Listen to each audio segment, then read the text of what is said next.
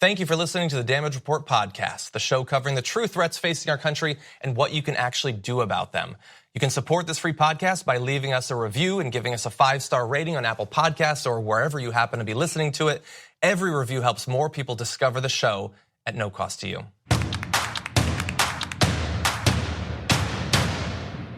Hey everybody, it's Friday. We made it through another one, almost. Today is apparently potentially a big news day. I forget, it wasn't Chris Hayes, was it? It was one of them on cable news who was saying that he predicts that because Justice Department guidelines say blah, blah, blah with investigations, nothing after Labor Day before an election, that leaves today as the last news day for big stuff to drop from the Justice Department.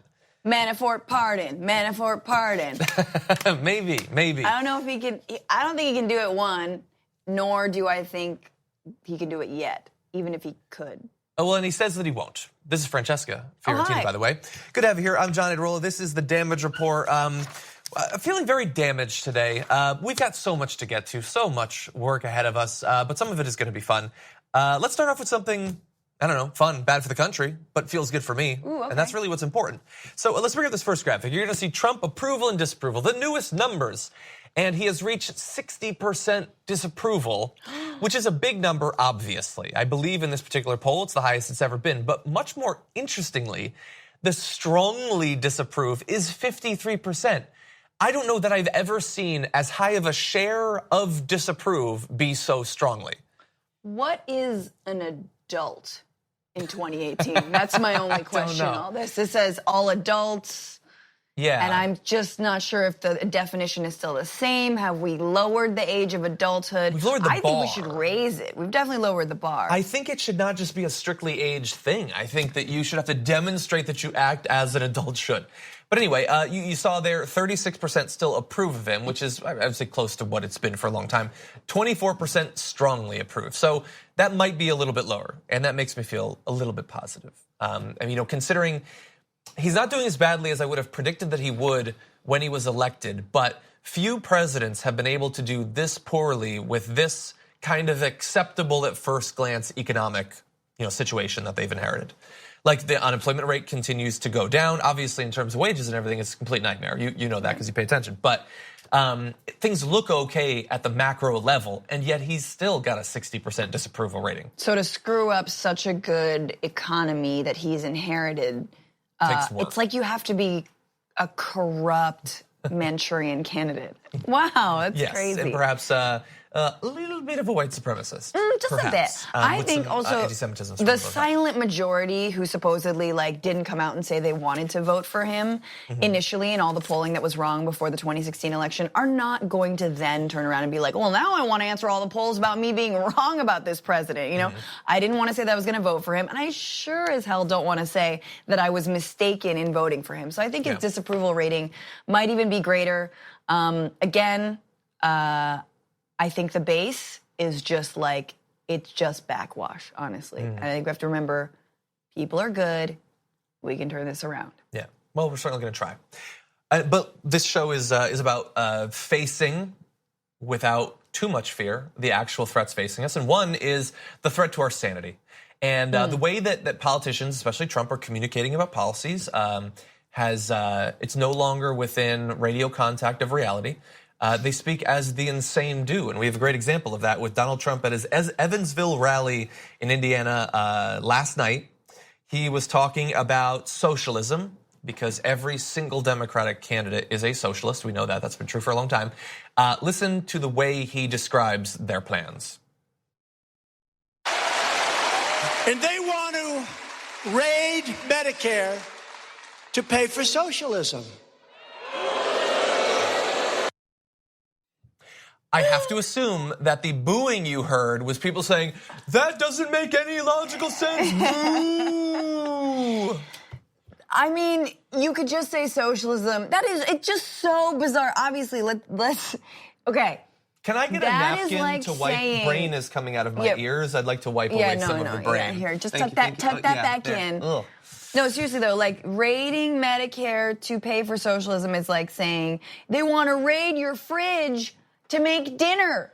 Yeah. Can you believe that? Oh, Look at it. what I thought of was There's food related too. There's sides and turkey. Looks pretty good, but they're raiding the fridge. Like what? How dare they? How dare they? And at dinner time. I know. Yes, it makes absolutely no sense. And yet, as is, like we had a few weeks ago, we had when you go to the supermarket, you know, you gotta use photo ID, and everyone's in the crowd's just like, I like this president. That's attached to reality. That makes sense for humans. And here, raid Medicare to pay for socialism. Raid Medicare. Has he spoken with Paul Ryan, who's talked about more cuts to Medicare? They've already cut Medicare, Medicaid, Social Security, all that stuff. They want to do much more of that. The Democrats, literally the ones that we're interested in, are running on Medicare for all. Right. Not raided Medicare, see you later, more of it.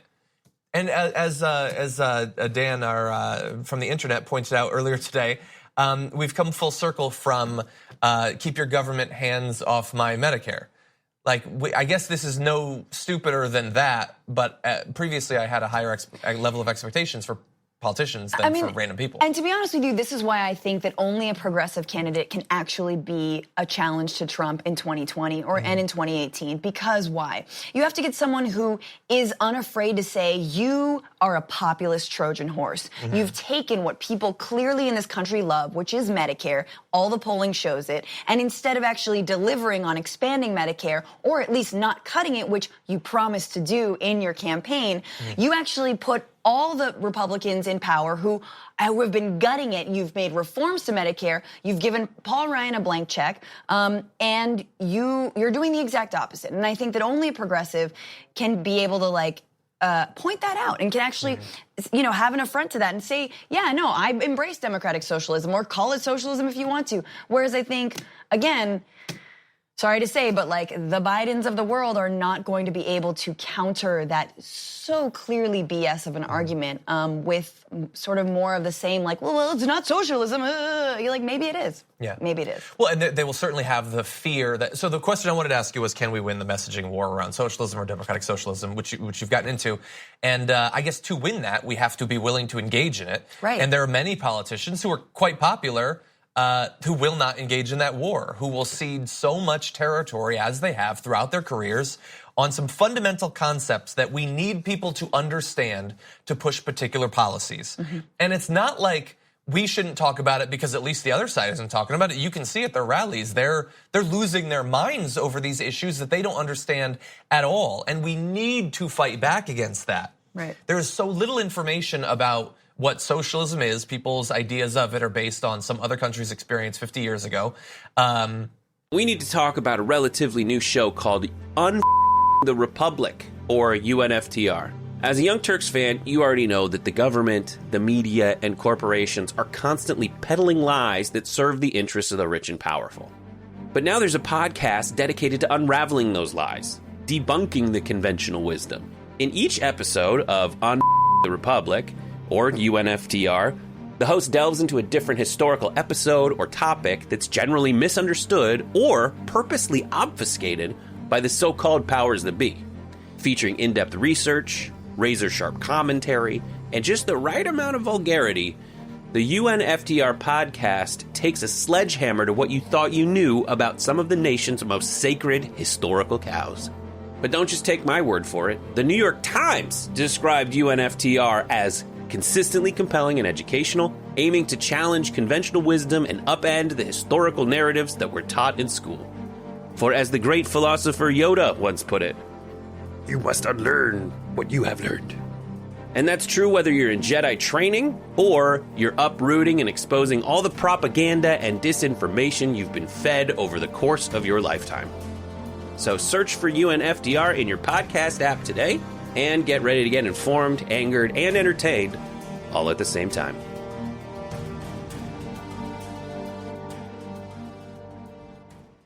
And democratic socialism is so new that in terms of people's exposure to it, that most people have no idea what that actually is. That is why we need people like Alexandria Ocasio-Cortez, who've been lucky enough to break through into being on Hardball and The Daily Show, and Stephen Colbert, to at least give a defense of it, an introduction to it. We so desperately need that, especially going into extremely consequential elections. I just want to know what happened to monster truck rallies. and this is not to be disparaging to Trump supporters, but like a little bit disparaging, but like you could just replace Trump with monster trucks. People want to yell. People want to yell. They want to be angry. Like what happened to wrestling? It exists still. Like go to a wrestling match. It's fun. Yeah. You can yell. You can hate someone. Like, this is not entertainment. This is real life. This is your Medicare. But but for them, it's both, really. So we've been talking recently about how people grow attached to certain messengers.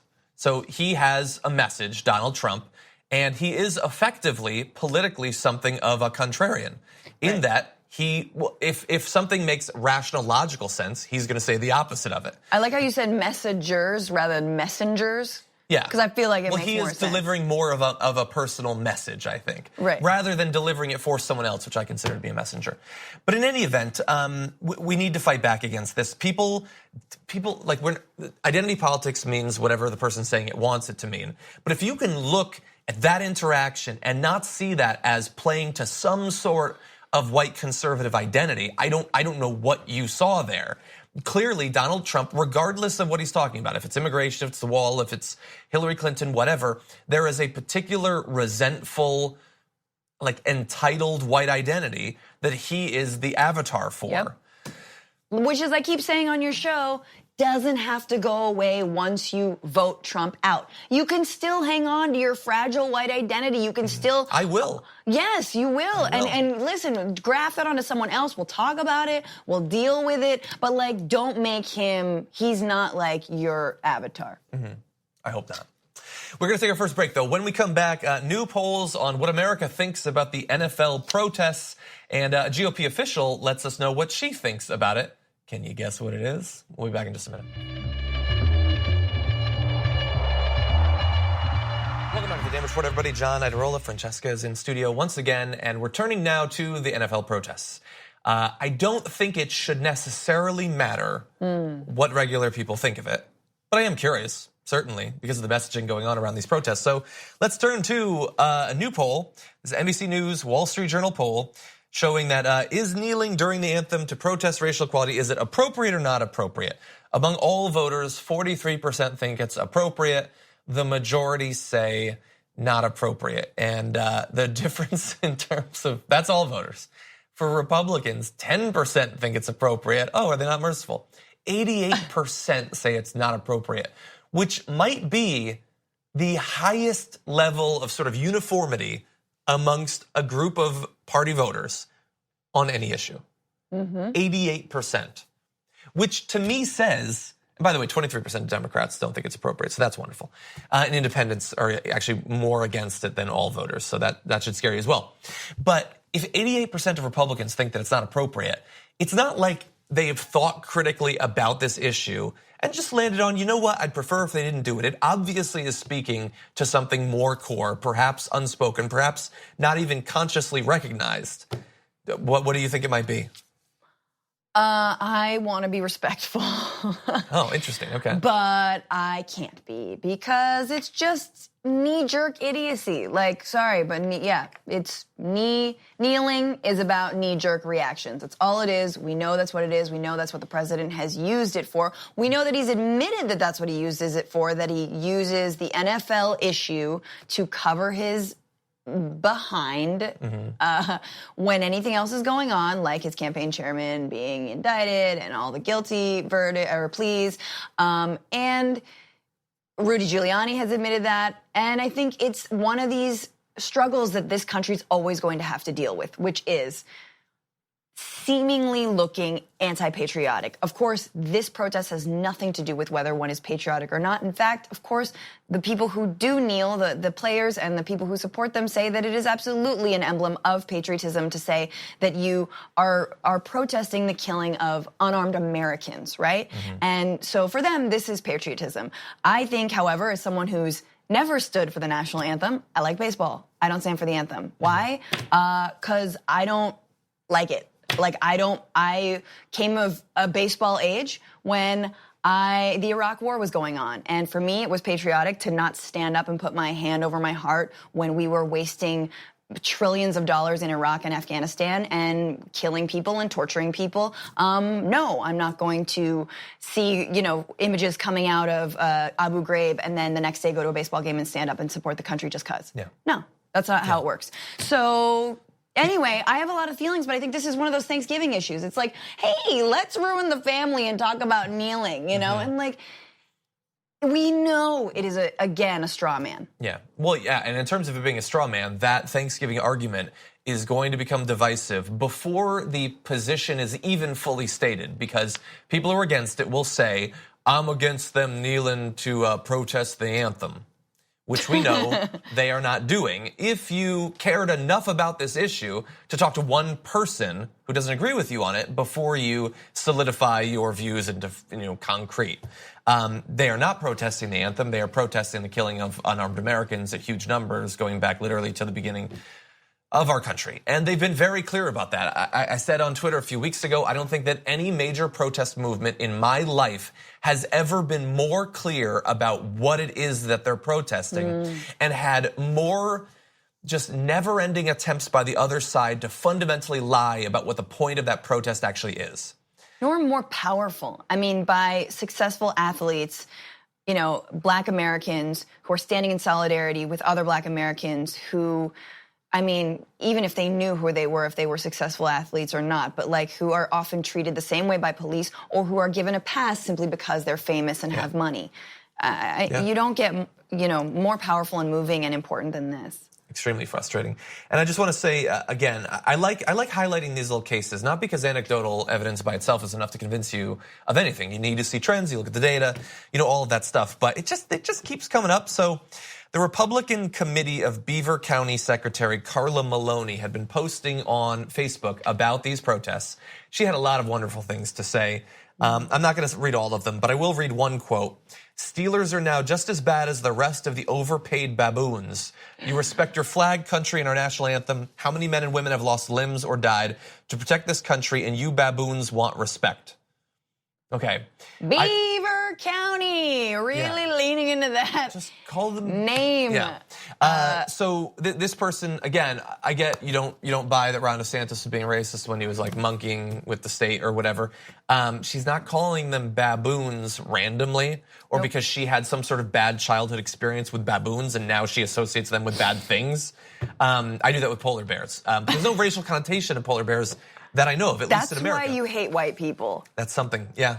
Scared of their white fur. No, but she did it. She's speaking this way and views this protest because she fundamentally hates the people that are doing it, and she hates their race, and she doesn't like. It doesn't matter that what they're doing is upholding all of like the rights and sort of political obligations that we have as a country to protest for things that against things that we think are wrong or for change in policies. Those people that she cites that lost limbs or died. I would argue that if they're doing that, it is to allow people like the Steelers and other players to do these sorts of peaceful protests. Absolutely. And not, I'm gonna go die on some foreign beach so that some racist woman, doesn't ever have to be inconvenienced by someone's political views. That's not American. I mean, she can say it certainly, but she does not need to be sort of protected or coddled or provided with some sort of safe space against an incredibly important protest movement like this. Yeah, and we're in a wonderfully horrible time in terms of like thinly veiled white supremacy, where it's like you can say like monkey up a race, but like ooh baboon too far. Even though the NFL protests and the way they've been not politicized, they've been racialized by this president. It's absolutely making it not about the issue it is. It's making it about ungrateful Black people and the like gifts they've been given from their white, managers and club owners. Like that's what this issue is about. And she's just laying it on the table, which is, I mean, we'll see what the reaction is, right? Yeah. Are her fellow Republicans going to say anything? Are they going to make her resign when this is clearly a racial slur? She did not say it on Sacha Baron Cohen, so I think not. No. But okay, I do want to turn to another issue, kind of crazy. But a security guard was sentenced Wednesday, actually, to 4 years in jail for manslaughter claims after he stomped a man to death 2 years ago. This is Sheldon Bentley, who was employed as a security guard at the Lucky 97 grocery store in central Edmonton on July of 2016 when he and his partner encountered a man sleeping in an alcove off the alley behind the store. He stomped at Donald Doucette, who died within minutes from massive internal bleeding. Now, without any additional context, this is a horrific thing. But there is some additional context that ties into something that we were recently talking with Lori Penny about a couple of weeks ago. Apparently he told Crown Prosecutor Kristen Logan that he seems to put himself into the category of an involuntary celibate person. He spoke of his frustrations that he could not attract a woman despite efforts in person and online. And during the time of the offense, he spoke to how he had built up stress from not having any sexual relations. So we've talked about violent incels in Canada, America. Apparently they're all over the place now. For him to willingly be giving this information, are we just focusing on the most salacious part of this, or should we actually be worried about this connection?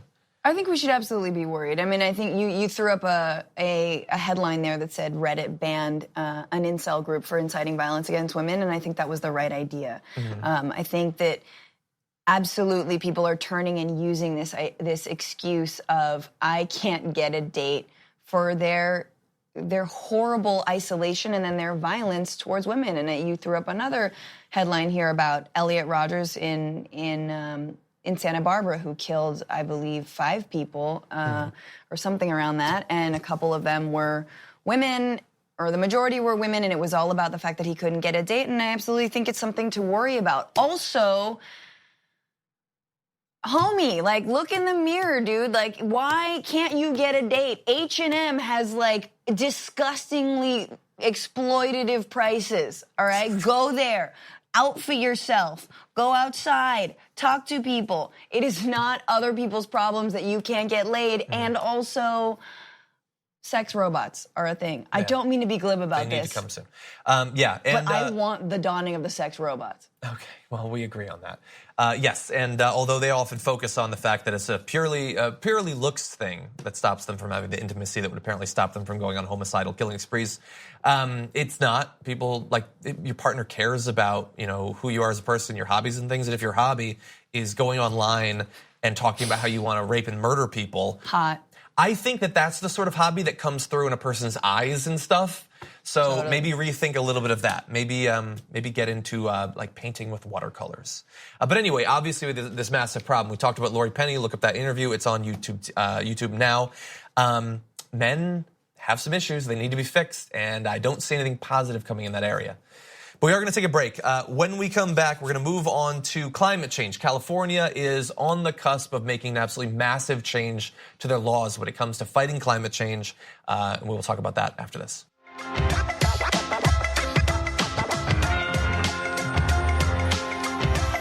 Welcome back to the Damage Report, everybody. We turn now to what I would say, humbly, is the most important issue facing our planet, except we don't act like it ever. And even on my show, where like climate change is my topic that I literally went to the North Pole for, it's the 4th story that we're going to be talking about. But it is climate change. And the reason that we're talking about it is because the California Assembly recently passed a law that would require California to reach 100% clean energy production by 2045.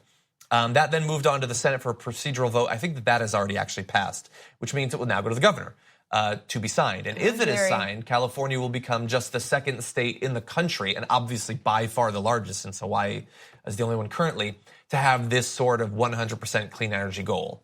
So that's fairly monumental. Obviously it required quite a bit of work to work its way through. Then the actual hard work of reaching those goals will start. Do you find this to be a positive thing, or is this just a, hey, you can say it, but can you actually do it thing? No, I'm not that cynical. Of course it's big. Like, this is huge. We just have to actually enact it, right? I think it depends on the next governor, Newsom, most likely. I know Jerry Brown has been incredibly pro-fracking, and there's been an incredible climate justice movement in California led by young people, and there's a bunch of actions coming up the first week of September around this to try and get Jerry Brown in California and the whole country really, but really some of these supposed proponents of green energy and real solutions and ending emissions to understand that fracking absolutely is part of this, and the amount of methane emissions, which is something like 80% or around there, more more of a greenhouse gas than 80 times more. 80 times 82 more. times more. Right, like than a greenhouse gas, than meaning it's a heat trapping gas than CO2 is something that we have to talk about. And it's not going to, this is an important goal. I think we could do it sooner. It kind of feels like we're still trying to like squeeze whatever is left out of the state and then move to renewables when we could be doing that now. Yeah. Yeah. Well, we have some data for that because obviously, look, California is doing okay now. It's reaching some of its earlier goals, like a decade ahead of when it was supposed to, and it currently gets about a third of its energy needs from renewable sources. So that is good, but it also gets 49% from natural gas, which is just about as horrible as. I mean, I guess it's not as bad as coal in some ways, but in others it's worse. And 9% from nuclear energy, which is its whole other apocalyptic problem. And here's the thing. So let's break down what's actually going on. I say this all the time, but I don't believe that I'm exaggerating that while we have so many other things that we have to talk about, that's the whole point of this show, this is going on in the background every single day. Every day where we have the tweets and then something with DeVos and then Scott Pruitt did something. Like, okay, we talk about that. We try to fix it where we can. We try to move closer to the election. But a day goes by where we're a day closer to, reaching various dark milestones for our climate. Yes. And if there are points of no return, we grow closer to them or farther away from them if we're on the wrong side of them. And that continues every single day. And it takes things like California. And California passing this is obviously, if any state is going to, it's the biggest if it's here because we're the biggest economic output, population, blah, blah, blah, all that stuff. But we also pulled out of the Paris Climate Accord. Like our government does not have our back on the most important issue for them to have our back on. And for the most important issue for them to work with other countries. We are, we like to consider ourselves, the most important country, but this is not something that even if all of our states had this, that would not be enough. We have to work with other countries. And instead, we are, as you say, we're trying to wring as many dollars out of the coal and natural gas and oil and all of that while we can. Because these old people who are making money off of it right now are going to be long dead before the worst effects of this burning of non-renewable energy is actually seen. And sure, they're screwing over their kids and their grandkids, but they seem to have made their peace with that. And yet, cable news has no problem sending reporters into like hurricanes and windstorms, just like on rooftops. I'm here from the biggest hurricane in 6 months because there was one off season and and we're not supposed to draw these connections at all. And I think, to be honest with you, having spoken to a lot of young democratic socialists, young people who are progressives, whether they call themselves democratic socialists or not, unimportant. I think a lot of people understand that actually runaway capitalism and this desire to amass huge amounts of wealth that are, of course, not taxed the way they should be, is killing the planet. Yep. And the fact that and bye-bye Florida and all your hanging chads, you're gonna go. That's like an old reference, but back to Al Gore and stuff. But I think that also to your point, we need leadership, and I think, as much as the United States has lost its ability to be a leader in the world, whatever point you put that at, whether for you it was the Iraq War, the Afghanistan War, or if it was before that, or if it was whatever, this was one of those issues where there was incremental leadership from the previous administration to actually stand with the leaders of the world and say, yes, let's do this. And it came down to the wire. I'd encourage you all, if you haven't seen the second, the sequel to Inconvenient Truth, I thought it was excellent because it showed you, it showed you sort of that like behind the scenes, politicking that happens in these agreements. Whereas for me from the outside, I was like, yeah, but it doesn't mean anything. And then you sort of look at the way how it was made, how the sausage was made, and in fact does mean something. Of course, it can go further, but you need to have that leadership. And we've now at this point completely lost any credibility. Also pulled out of the Paris Climate Agreement. Listen, I just can't wait for the big one to hit and California just cracks off from the San Andreas Fault westward, because Central Valley, whatever, although there's some important crops out there. But take some crops, we move out with our legal marijuana into the Pacific, bump up against Hawaii. That would be awesome. Probably not going to happen. It's all going to work out. I actually saw a documentary about how that would actually play out, hosted by Dwayne Johnson, and the process seems rough. I don't think it's worth it necessarily. Does it end with him pulling it back together? Yeah, he uses his biceps, Chris Evans style. Yeah, so you pointed out that they'll send people, to cover a hurricane, but as we always say, there's a huge difference between weather and the climate. And they seem to care a lot more about the weather than the climate. In fact, almost every local news show has a weather report. How many have climate reports? Maybe we'll have to start that. The forecast will always be the same. We're screwed, but maybe we'll work on it. I do want to mention too, one last big piece of news that will probably go largely unnoticed is the Trump administration has decided to cancel all U.S. funding for the UN aid program for Palestinian refugees, both in terms of money, but also in terms of recognition, perhaps even more importantly. This is coming after last week, the State Department announced that more than $200 million in aid that had already been appropriated would be redirected elsewhere, perhaps into a slightly balmier form. And so this is a 1-2 shot right into the face of the Palestinian refugees, the movement for peace, and all of that. And the way it's described is that the administration plans to voice its disapproval for the way the UN Relief and Works Agency spends the funds, and to call for a sharp reduction in the number of Palestinians recognized as refugees at all, dropping it from more than 5 million, including descendants, to fewer than a tenth of that number, or those still alive from when the agency was created 7 decades ago. And any such reduction would effectively eliminate for most Palestinians the right to return to land contested with Israel. But don't worry, this might sound bad, but we were told that Donald Trump on the issue of Israel and Palestine would probably be good. So this looks bad right now, but I'm sure the news next month will be much more positive for the refugees. Listen, Jared Kushner will give every one of those former refugees a big ol' hug. Don't touch me. And yay, peace. This is pitiful. Yeah, he will give them a hug. Maybe he'll give them an apartment in one of his horrible places that he just got fined for. A settlement that he might be building in the West Bank. Yeah, absolutely horrendous. We're going to take a break. When we come back, we've been talking a lot about good results coming out of these primaries, candidates you should be encouraged for. Also, shadiness going on in the primaries, and we've got a case of both of those coming up after the break. We're joined by Pramilla Malick, candidate in New York State Senate District 42, to talk about her environmental activism and the stuff that's going on behind the scenes in her primary after this.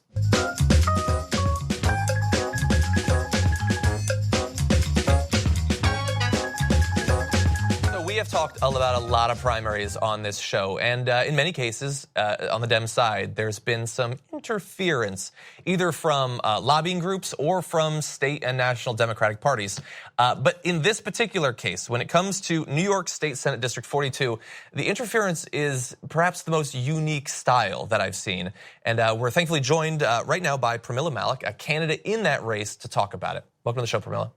Thank you so much for having me. I'm glad to have you here. So I want to jump right into what's going on with your primary, which is coming up in just about 2 weeks, slightly less than 2 weeks, correct?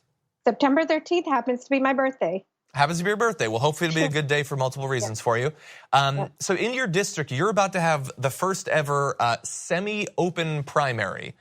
What does that mean? Well, it's because of something our campaign had done. We petitioned to open up a ballot line of the Reform Party. Now, the Reform Party is generally a conservative party, but it's been very vocal on the issue of corruption. And it is a party that's in the midst of a transformation, moving somewhat to the left. But, we found that corruption is really a bipartisan issue that pulls everybody together. And that's kind of what I've been doing. My work has really been focused on fighting corruption for many, many years. So we petitioned to be on that ballot line. We did not get that ballot line through the normal petition process because of an arcane New York State law called the Wilson-Pakula law, in which the party did not allow us to be on the line despite the petition. So we used another process, which is a write-in process. It's called the, opportunity to ballot. And we petitioned through that process, which is now going to enable unaffiliated voters for the first time ever to participate in a primary, in a Democratic primary, on the reform line. And they will be able to write my name in. on that line and be part of determining who will be the candidate going into the general. So it's a really exciting process to bring in tens of thousands of new voters into the primary process. You know, we've been confronted by numerous games played by the Democratic establishment to thwart our campaign. So we've been looking for creative ways to circumvent them.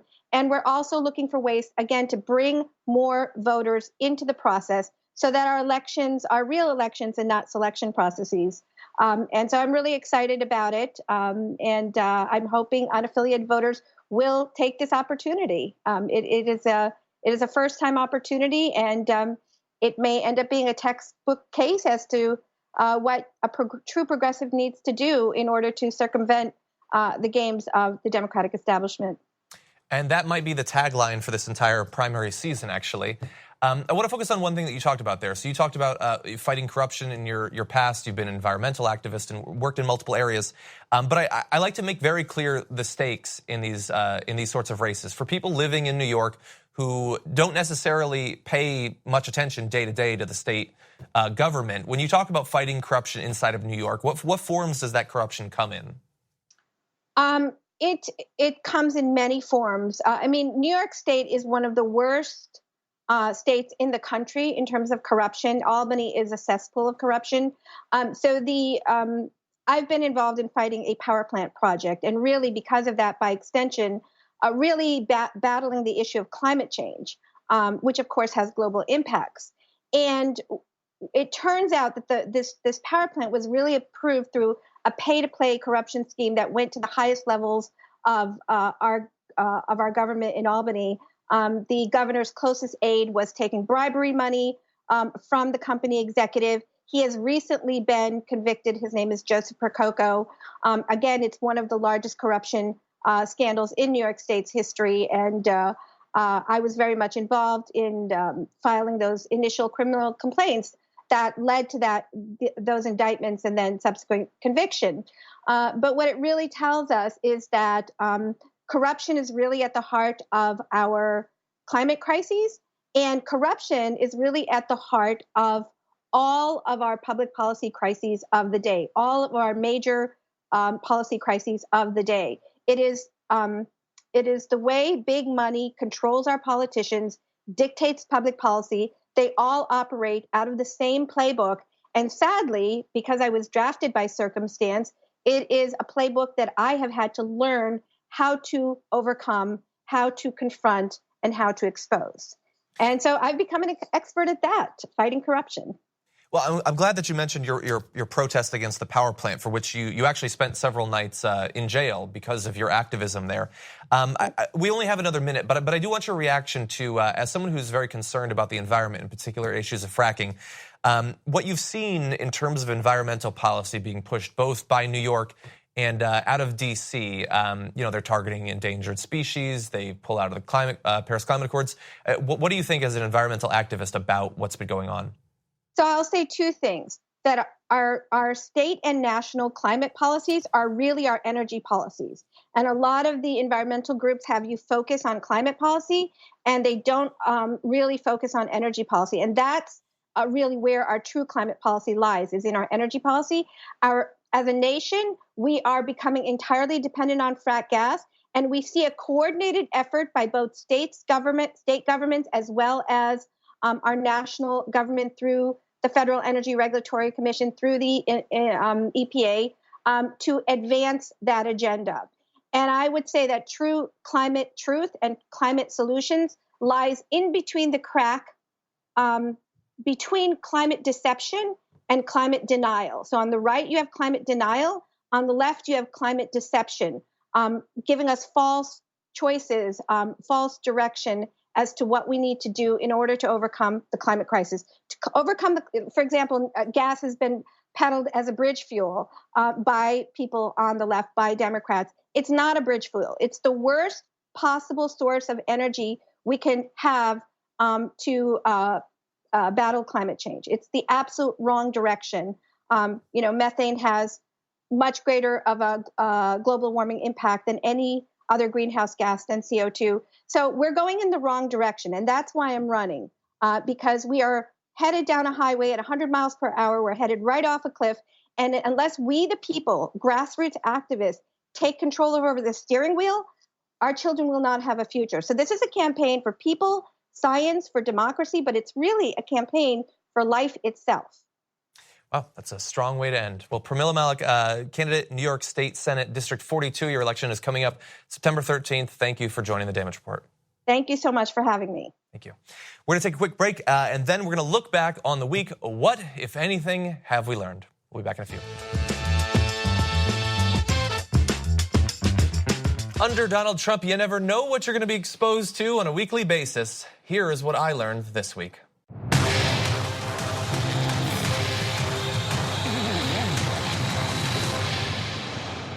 So first, I want to get to what you all learned, because you tweeted it to us about this.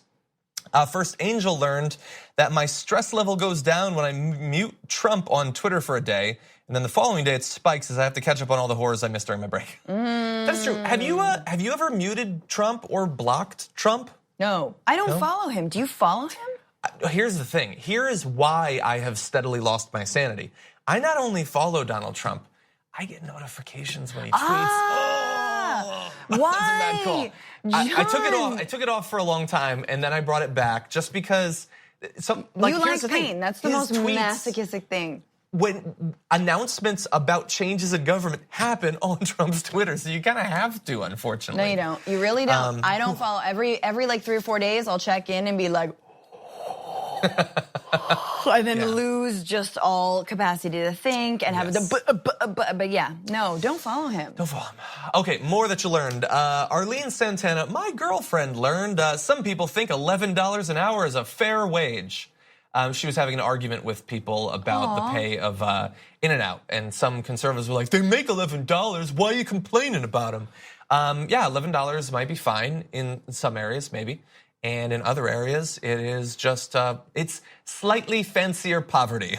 Yeah, so my goodness. I don't agree with that I am person. so conflicted on In-N-Out because on the one hand, delicious. On the other hand, like lightweight, Bible thumping evangelicals. Weird, and also clearly don't think that that their workers need to be paid a fair wage. I guess the J-Man just makes up for the rest of that. Hey, I guess, yeah. Just pray for it. You'll just earn it on the other side. Pray for that money. Oh, charity's great. Angela Nordling learned that Trump can claim that, quote, safe space wanting, weak on borders, trade, Second Amendment rights, snowflake Democrats will suddenly become violent when they win, and that seems rational to his congregation. I like that, his congregation. That is good. Yeah, we cannot forget. One of the many things we can't forget about this week is that he is saying there will be violence if the Democrats win, and it's their fault. They're the one. When I win, I destroy people. To be fair, I come from Yukon, where after we win basketball games, we burn cars. So maybe there's something logically to it, but not in terms of elections. No, what he's saying is, wink, wink, we nudge, burn nudge. Cars. Sorry, wink, wink, nudge, nudge. What? My supporters, if they win, tear their heads off and then blame them for it. That's my interpretation of what he said. Listen, once again, I've said it many times. I'll say it again here. Welcome to the America's America, okay? Yeah. This is what happens in every other country that maybe the U.S. has or has not invaded or supported the opposition for. But hey, all around Latin America, that opposition leaders or this sort of incredibly violent politics are yeah, we're gonna call for a mass rally if we lose. And I wouldn't be surprised, let's say something on an anniversary of a women's march, in January, that we might see a counter protest that is a woman's march. Yeah, right. The man's march, because real men don't support women's rights. It's not one of those million man marches, though. We don't like that. It's just there's some men. Yes. Okay, so finally, the resistance learned that federal employees are not going to get a raise, and the reason that I point that out is not just because it's obviously major news, and I think it's odd that we think of federal employees as not regular working class Americans, which many of them are, but also that we cut taxes massively for wealthy people and then wages go nowhere. Then after that, we screw over the federal employees even more. And then yesterday he announces he's thinking about cutting capital gains taxes again. I mean, There are some politicians that try to hide their economic philosophy from you, and there are others that just scream it into your ear, and all you have to do is hear them and vote accordingly. That was Trump, right? Yeah. I also learned that Andrew Cuomo says, in terms of federal employees, that he doesn't think they necessarily have a right to strike. So he was. Oh yes, in the debate, he did say that actually. Yeah. Cynthia Nixon saying that, what are we going to do if we let MTA workers strike, or hopefully get better working conditions for them. Exactly. If teachers strike, what do we do? Raise their wages, maybe. Thank you, Francesca, for joining us. Always good to have you here. Yeah. Give a little thing there. Great to have you here. Thank you for watching. We'll be back next Tuesday.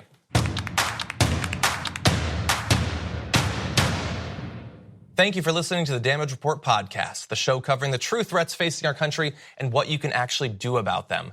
You can support this free podcast by leaving us a review and giving us a 5-star rating on Apple Podcasts or wherever you happen to be listening to it. Every review helps more people discover the show at no cost to you. Thanks for listening to the full episode of The Damage Report. Support our work, listen ad-free, access members-only bonus content, and more by subscribing to Apple Podcasts at apple.co/TYT. I'm your host, John Adarola. I'll see you soon.